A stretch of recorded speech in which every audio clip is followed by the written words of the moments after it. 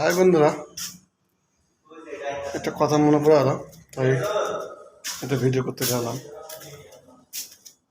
যারা অন্য মাল আত্মসাৎ করে খায় তাকে আল্লাহ রাব্বুল আলামিন এমন একটা শাস্তি রেখেছে যে কঠিনতম কঠিন শাস্তি রেখেছে। যারা অন্য মাল, হয় জমি জায়গা হোক বা টাকা পয়সা হোক, যে কোনো জিনিস কেউ যদি আত্মসাৎ করে, তো আল্লাহ রাব্বুল আলামিন এত কঠিনতম কঠিন শাস্তি রেখেছে যে কথা শেষ নাই।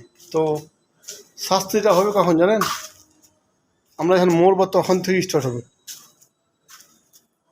তাই যারা অন্য মাল আত্মসাৎ করছেন তারা সাবধান, কখনো কারো মাল আত্মসাৎ করবেন না। কাউকে কোনো কিছু, কোনো মাল, যে কোনো মাল আত্মসাৎ করবেন না, অবশ্যই মহাপাপ।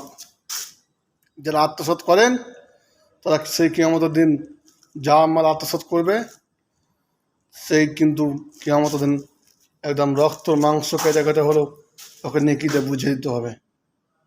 তাই সাবধান, যারা অন্য মাল আত্মসাৎ করেন তারা অবশ্যই তারা কখনো যেন না করে।